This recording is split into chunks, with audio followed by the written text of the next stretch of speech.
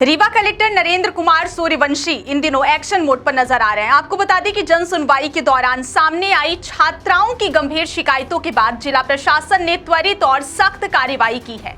Rewa collector Narendra Kumar Suryavanshi ने अनुसूचित जाति महाविद्यालयीन कन्या छात्रावास का अचानक औचक निरीक्षण कर व्यवस्थाओं की जमीनी हकीकत का जायजा लिया। जहां पहुंचते ही उन्होंने कई गंभीर खामियों को देखा और तत्काल अधिकारियों व स्टाफ को कड़ी फटकार लगाई है। दरअसल हाल ही में आयोजित जन सुनवाई में छात्राओं ने कलेक्टर को लिखित और मौखिक रूप से हॉस्टल में फैली अव्यवस्थाओं, खराब साफ सफाई, अपर्याप्त वेंटिलेशन, भोजन की गुणवत्ता में कमी और बुनियादी सुविधाओं के अभाव की शिकायत की थी, जिस पर प्रशासन ने बिना किसी देरी के कार्रवाई करते हुए मौके पर पहुंचकर वास्तविक स्थिति का निरीक्षण करना उचित समझा। कलेक्टर के अचानक पहुंचने से हॉस्टल प्रशासन में हड़कंप मच गया और कई कर्मचारी आनन फानन में व्यवस्थाएं सुधारने की कोशिश करते नजर आए, लेकिन तब तक कलेक्टर ने पूरे परिसर का बारीकी से निरीक्षण शुरू कर दिया था। क्या आपको बोरवेल करवाना है लेकिन लोकल और सस्ते पाइप्स लगाकर हो गए हैं परेशान? तो अब आपके शहर में आया है न्यूट्रॉन 40 kg बोरवेल पाइप। दमदार क्वालिटी के साथ 10 साल की गारंटी, ज्यादा मजबूती और लंबी उम्र का वादा। तो अगली बार बोरवेल करवाएं,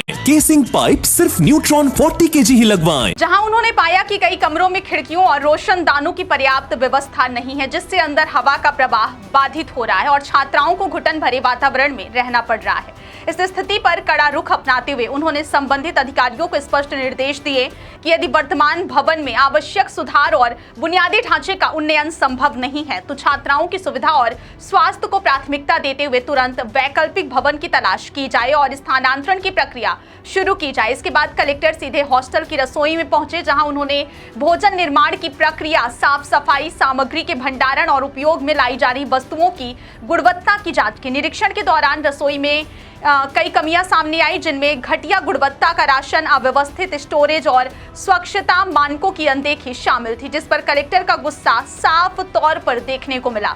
उन्होंने मौके पर मौजूद रसोइयों को सख्त लहजे में चेतावनी देते हुए कहा कि छात्राओं को गुणवत्तापूर्ण, पौष्टिक और स्वच्छ भोजन उपलब्ध कराना प्रशासन की प्राथमिक जिम्मेदारी है और इसमें किसी भी प्रकार की लापरवाही बर्दाश्त नहीं की जाएगी। उन्होंने यह भी निर्देश दिए कि रसोई में उपयोग होने वाले बर्तनों की संख्या और गुणवत्ता दोनों को तत्काल प्रभाव से सुधारा जाए तथा नए और पर्याप्त बर्तनों की खरीद सुनिश्चित की जाए ताकि भोजन बनाने की प्रक्रिया में किसी प्रकार की असुविधा न हो।